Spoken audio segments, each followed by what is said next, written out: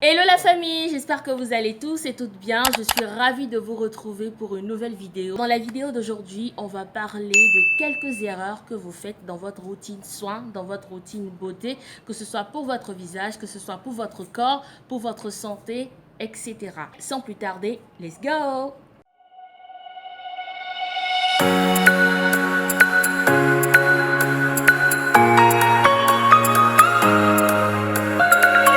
Alors, la première routine beauté que vous faites, c'est de ne pas vous laver le visage minimum 2 fois par jour. C'est important de se laver le visage au moins 2 fois par jour. Moi, ma fréquence, c'est que le matin, quand je me réveille, je me lave déjà le visage avant de me laver ou de me brosser les dents, quoi que ce soit. Et j'utilise souvent l'eau qui sort du robinet. Donc, je n'utilise pas de l'eau chaude.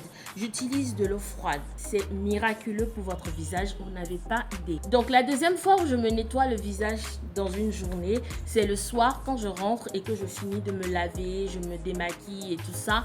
Juste avant d'aller me coucher, je me débarbouille encore une fois le visage, mais cette fois-ci avec de l'eau, toujours avec de l'eau froide, mais sous forme de jet. Donc, si vous avez des moyens de faire des jets d'eau avec votre robinet, ce n'est pas aussi pour gaspiller de l'eau, mais le fait que le visage reçoive de l'eau froide, franchement, c'est très bon et c'est très bon pour votre visage en fait, c'est très bon pour votre peau. La deuxième erreur routine beauté que vous faites, c'est de ne pas mettre des crèmes ou de ne pas mettre des fonds de teint ou du maquillage avec de l'écran solaire. Oui madame, oui monsieur, si vous hommes qui me regardez, vous mettez aussi des crèmes pour votre peau, pour votre visage, parce que ça concerne tout le monde, hein. En matière de beauté, il n'y a pas de genre, il n'y a pas de... Voilà, tout le monde est dans le tas en fait. Pour les hommes qui aiment bien se chouchouter, mettre des crèmes de visage, même pour mettre de l'après-rasage, tout ce que vous voulez, il faut quand même qu'il y ait de l'écran solaire à l'intérieur parce qu'on n'est pas protégé des rayons du soleil. Même quand on a la peau noire ou qu'on a la peau métissée, il y a un SPF en fait qu'on doit respecter en matière de crème hydratante et en matière de maquillage pour la peau noire ou la peau métissée. Donc, qu'est-ce que j'entends par SPF? Alors, le SPF, c'est le signifiant Sun Protection Factor. Alors, c'est une mesure du niveau de protection contre les UVB. Qu'est-ce que j'entends par UVB? Dans cette vidéo, vous allez entendre beaucoup de thèmes esthétiques et tout ça. Ne vous en faites pas, je vais tout vous expliquer. Les UVB, c'est comme des rayons solaires. En fait, en quelque sorte, ce sont des rayons solaires et ce sont des rayons qui atteignent l'épiderme et sont responsables des coups de soleil.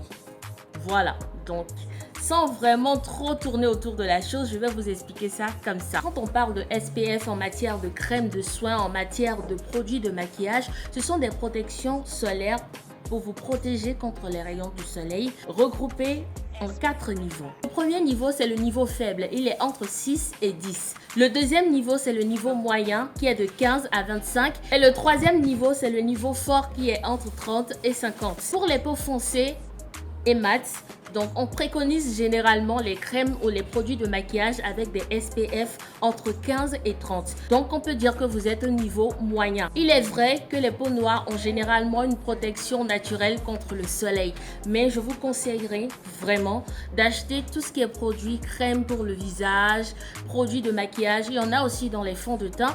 Donc si vous avez une peau mate ou une peau noire, je vous conseillerais de rester entre l'indice 15 et 30. Concernant la protection des rayons solaires, je vous préconise de rester vraiment entre l'indice 15 et 30. Vous allez me demander pourquoi on est noir, mais l'on doit forcément utiliser des crèmes ou des produits de maquillage avec des protections anti-solaires à l'intérieur.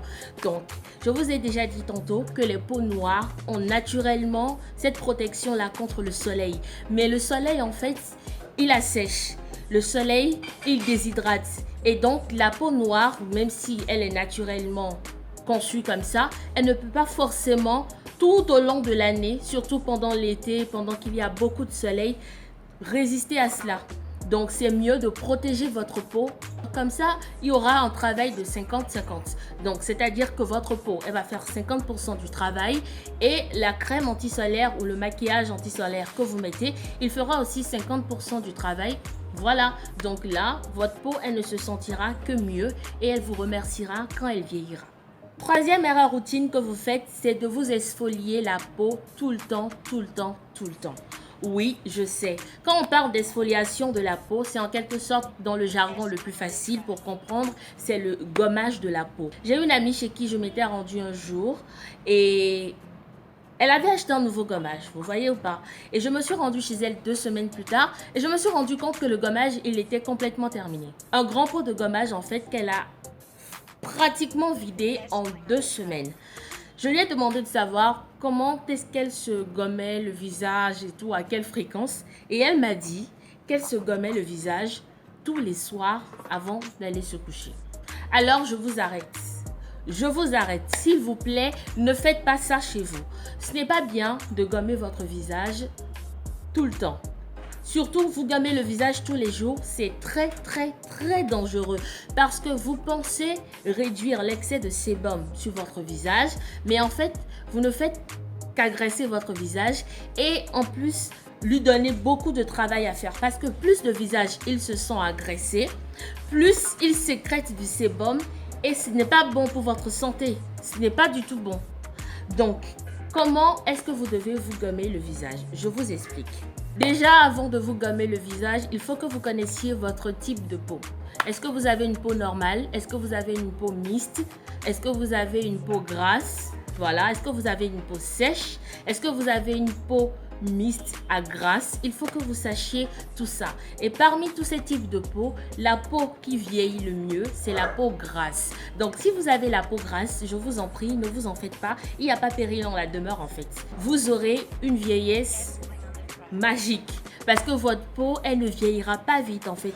Vous n'aurez pas d'apparition de rides exagérées et tout ça. Franchement, vous qui aviez la peau grasse ou nous qui avions la peau grasse, franchement, nous sommes bénis. Vous n'avez pas idée. Si vous avez une peau normale, la fréquence à laquelle vous deviez vous exfolier ou gommer votre visage est de 1 fois par semaine.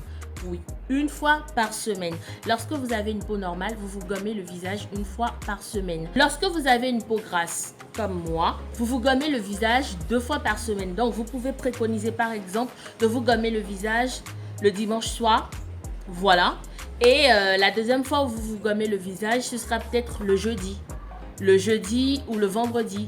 En fait, vous espacez un peu. Faut pas que les périodes pendant lesquelles vous gommez le visage soient trop rapprochées. Et pour finir, lorsque vous avez une peau sèche, sensible ou une peau qui réagit très vite à des produits cosmétiques, vous vous contenterez de vous gommer le visage 1 fois tous les 15 jours. Oui, ça c'est la prescription que toutes les esthéticiennes ou que tous les esthéticiens vous donneront en fait. Ce qu'il faut que vous sachiez aussi, c'est que lorsque vous vous gommez le visage, vous n'avez pas fini. Se gommer le visage ne veut pas dire que vous avez une peau déjà bien, une peau qui n'est plus sèche, une peau qui est prête à recevoir du maquillage et tout. Quand vous vous gommez le visage, vous ouvrez les pores. Et lorsque vous avez les pores ouverts, c'est bonjour à toutes sortes de bactéries en fait. C'est comme si, je ne sais pas comment vous expliquer, vous vous blessez, voilà. C'est comme si vous vous blessez et qu'au lieu de désinfecter la plaie, ou lorsque vous avez fini de désinfecter votre plaie, vous sortez comme ça avec votre plaie non protégée par un sparadrap ou par de la gaze et puis de la bétadine. Et puis vous sortez comme ça, voilà. Vous ne protégez pas votre plaie, mais vous allez choper toutes sortes de bactéries en fait. C'est la même chose pour votre visage lorsque vous finissez de le gommer et que vous ne faites pas un masque. Parce que le masque, surtout le masque à l'argile, toute couleur d'argile est vraiment nécessaire. Vous pouvez utiliser de l'argile rouge, vous pouvez utiliser de l'argile verte, vous pouvez utiliser de l'argile blanche, vous pouvez utiliser de l'argile avec du charbon activé, donc de l'argile noire. Ça referme en fait les pores du visage que vous avez ouverts en faisant votre gommage. Donc n'oubliez pas ça. Lorsque vous finissez de faire votre exfoliation, votre gommage, il est impératif aussi de terminer votre action par un masque. La 4e erreur routine que l'on fait sans s'en rendre compte, c'est de ne pas laver nos têtes d'oreiller. Voilà, l'oreiller sur lequel on pose notre tête pendant la nuit, quand on dort et tout ça. Et il y a des personnes en fait qui n'ont pas cette habitude de laver les têtes d'oreiller. Quand je veux parler de ne pas laver vos têtes d'oreiller, ce n'est pas forcément la housse dans laquelle vous mettez l'oreiller. Il faut laver le tout en fait. On n'a pas idée, mais ce sont de véritables nids à bactéries parce que vous vous faites les cheveux. Moi, je remercie Dieu parce que j'ai pas de cheveux. Je mets tout le temps des perruques, je me coupe les cheveux à ras. Mais ça ne veut pas dire forcément que je ne fais pas des shampoings parce que j'ai les cheveux gras. Même si j'ai les cheveux courts, j'ai des cheveux assez gras. Faire une semaine sans me laver les cheveux, ah ben bonjour les dégâts. Hein. J'ai les cheveux gras, c'est gras et franchement c'est dégueulasse. Donc, vous avez les cheveux. Vous avez souvent les nattes. Je suis désolée, je ne veux cibler aucune catégorie, aucune cible de catégorie pour les routines capillaires et tout ça. Vous voyez que vous mettez beaucoup d'huile, vous mettez beaucoup de crème, vous vous donnez beaucoup de mal, les bains d'huile et tout ça pour quand même adoucir vos cheveux, protéger vos cheveux. Donc franchement, ce que je vous conseille, c'est de laver vos têtes d'oreiller en fait. Lavez-les franchement comme si vous étiez en train de laver votre linge. Vous le lavez, vous les saurez et vous le déposez au soleil. Alors, vous pourrez avoir beaucoup de maladies cutanées juste parce que vous ne lavez pas vos têtes d'oreiller. Donc franchement, mes chéris, lavez vos têtes d'oreiller, ok? La cinquième erreur routine beauté que l'on fait souvent, c'est de ne pas utiliser de l'eau chaude. Eh oui! En Afrique, surtout au Bénin, il y a cette histoire qu'on me fait qu'entendre partout. L'eau chaude, c'est toujours bien pour les personnes du 3e âge. L'eau chaude, c'est toujours bien pour les femmes qui viennent d'accoucher. L'eau chaude, quand tu es jeune fille ou que tu n'es pas vieille et que tu as l'habitude de l'utiliser, ça va te vieillir la peau, ça va te rider la peau, ce n'est pas bon. Je suis désolée, l'eau chaude est bien en tout temps. L'eau chaude a beaucoup de vertus. Vous n'avez pas idée. Hein. Ce que vous ne savez pas aussi, c'est que l'eau chaude peut équilibrer votre taux hormonal. Votre taux hormonal. Quand je parle de taux hormonal, qu'est-ce que je veux dire par là? Lorsque vous avez vos rognons et tout ça, on conseille toujours de prendre du thé. On conseille toujours de prendre du thé chaud, des boissons chaudes, tout ce qui est chaud. On met même des bouillottes au niveau du bas-ventre pour celles qui ont des problèmes de règles douloureuses et tout ça. Vous devez mettre des bouillottes très chaudes sous le ventre et tout ça pour quand même calmer vos douleurs et tout. Est-ce que je mens? Je ne mens pas, c'est la vérité. Donc, l'eau chaude, ça favorise beaucoup de choses au niveau du cycle hormonal de la femme. Donc, faites comme moi. Utilisez de l'eau chaude. La dernière erreur routine beauté que vous faites, c'est de suivre aveuglément tout ce qui est DIY, tout ce qui est tutoriel pour les routines de soins de la peau. Je vous ai dit tantôt, il faudrait que vous connaissiez votre type de peau. Est-ce que vous avez une peau mixte à tendance grasse? Est-ce que vous avez une peau sèche? Est-ce que vous avez une peau grasse tout court? Ou est-ce que vous avez une peau, je ne sais pas moi, normale? Donc, moi, princesse, qui a une peau grasse, je ne peux pas forcément utiliser le tutoriel, voilà, ou la routine soin beauté d'une copine à moi ou d'une youtubeuse qui a la peau sèche. C'est impossible.